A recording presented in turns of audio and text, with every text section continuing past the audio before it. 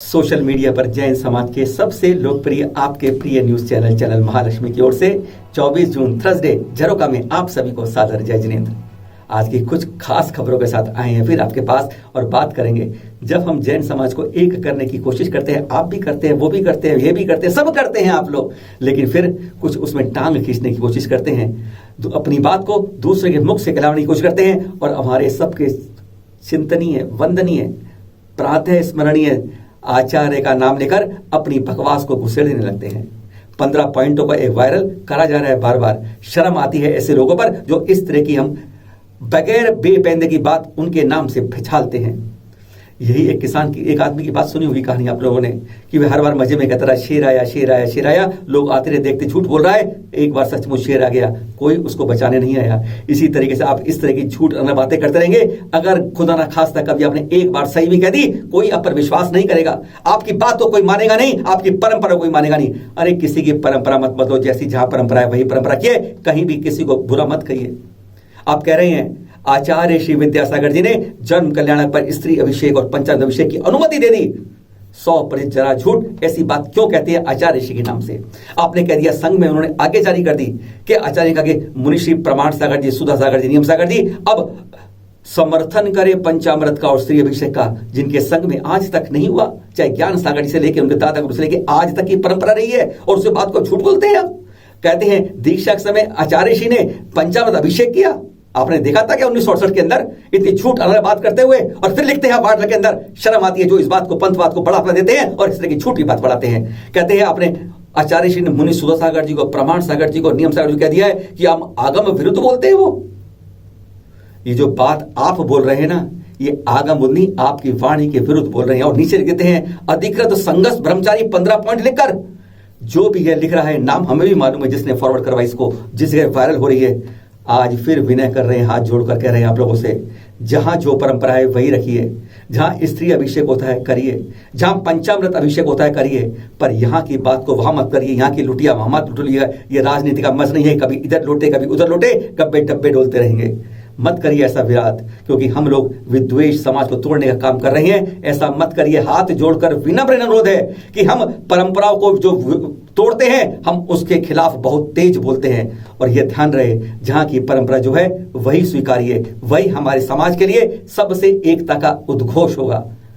और आप सुनते हैं मुनि श्री प्रमाण सागर जी को भी इसके बारे में कहना पड़ गया, इस बात को खुलासा करने के लिए। 2 मिनट उनसे भी सुन लें आप। यद्यपि भगवान के जन्म कल्याणक के बाद उपटन आदि की कुछ क्रियाएं ऐसी होती है, वस्त्राभूषण चूँकि इंद्राणी ही करती है, उसमें जो अपेक्षित क्रियाएं होती होगी वो करती है, लेकिन अभिषेक इंद्राणी के द्वारा कभी नहीं कराया जाता।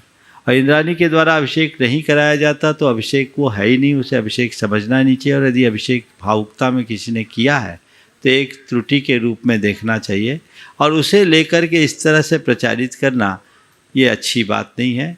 इससे समाज का सौहार्द खंडित होता है।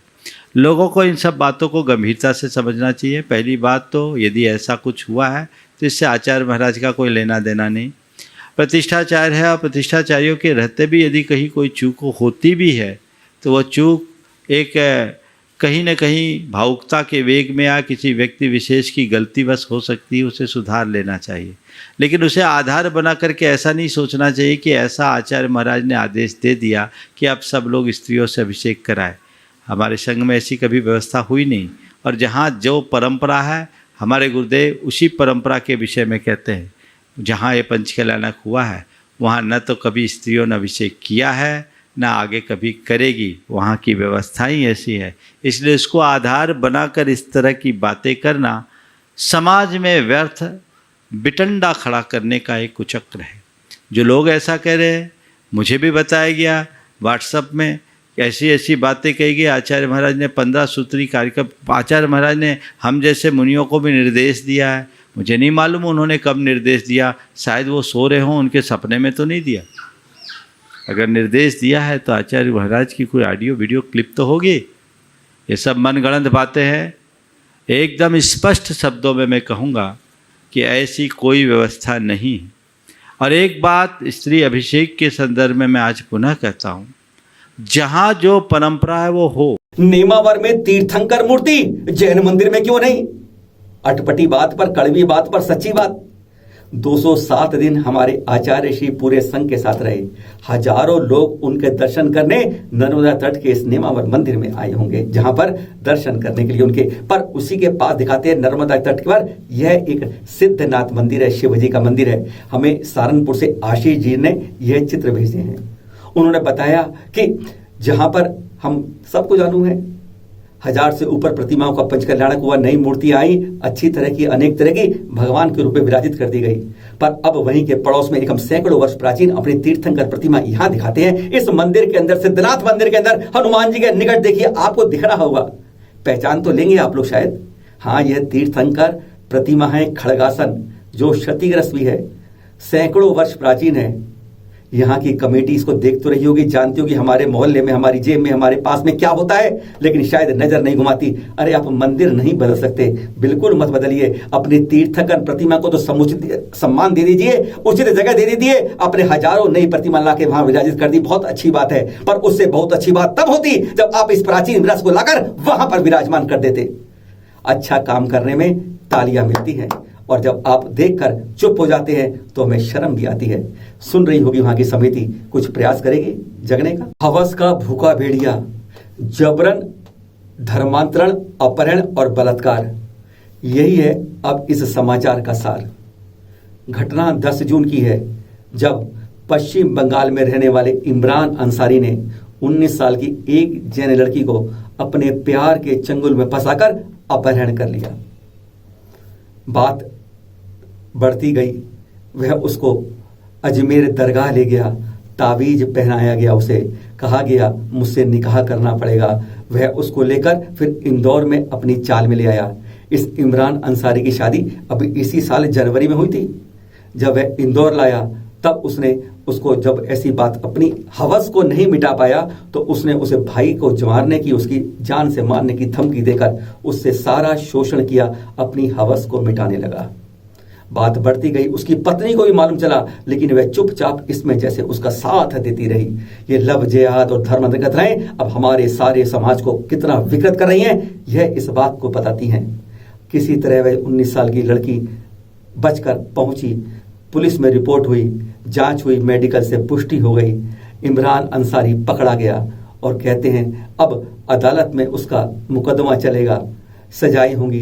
पर क्या इसके बढ़िया ऐसे लोगों को क्या ऐसी सजा नहीं देनी चाहिए कि अपनी हवस मिटाने के लिए उन्हें शेरनी के पिंजरे में छोड़ देना चाहिए। जा, जब तक तेरी जिंदगी है खूब मिटाता रहे अपनी हवस, और फिर देखते हैं क्या इस तरीके से इसका इलाज हो पाए। मांस मांस मांस, क्या इसके बिना नहीं ली जाती सांस? आजकल लॉकडाउन में चलते चलते लोग घरों में सिमटते गए, और सिमटते सिमटते टीवी के सामने जैसे चिपकना पड़ गया, मजबूर हो गए। खाना, बैठना, उठना, सब ऐश्वर्या सब टीवी के सामने होती है, और पीछे ऐसे विज्ञापन जो आप देख रहे हैं ऐसे चलते रहते हैं। यह करोड़ों देवी देवताओं की जननी है, तीर्थंकरों की जननी कर्मस्थली है हमारी भारत की तरह। जब शाकाहार गूंजा था, 1.5 दशक से हम लोगों को मांसाहार की ओर ले जा रहे हैं। आंकड़े बताते हैं कि पिछले 1.5 दशक में जितने हमारे लोग मांसाहार में बदले हैं, इतने पूरे 100 साल में नहीं बदले। यह करने वाले दोषी हम लोग ही हैं, क्योंकि शाकाहार वजूद है, जी और जीने दो आज का नारा है। और जब ये अहिंसक नहीं होते, हत्या करते हैं बेगुजान जानवरों की, एक बार अपनी उंगली काट कर खाकर देखना, मालूम चलेगा कि दर्द का फर्क क्या होता है, क्या पीड़ा होती है। बेजुबान जानवरों को मारकर क्या दिखाते हो और क्या खाते हो।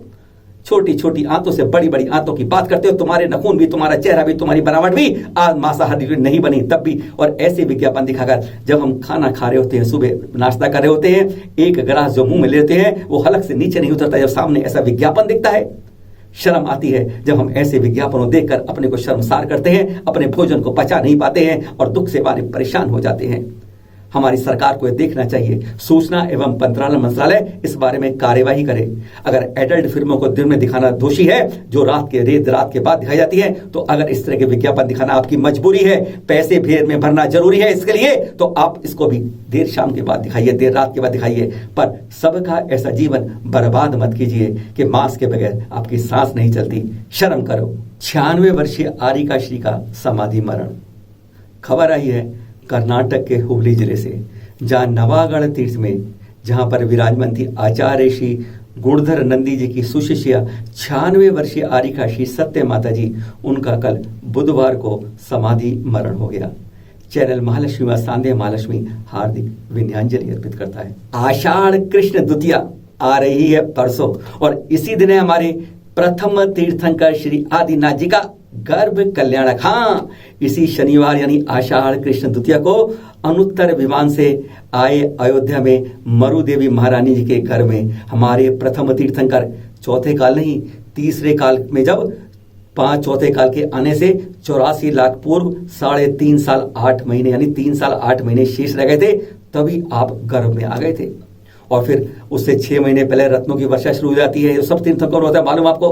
पर कहते हैं तब तक ना हम सब लोग क्या करते थे, पेड़ों से मांगते थे, कभी जो मर्जी मांग लेते, मिल जाता था। तब सब कुछ खत्म हो गया। तब इन्होंने आके हमें असी मसी कृषि यानी कुछ खोदो, कृषि करो, व्यापार करो, कुछ बनाओ, कुछ शिल्पी करो, तब जाके आपको पेट की ये क्षुधा शांत होगी। यही सिखाया था सबसे पहले इन्होंने।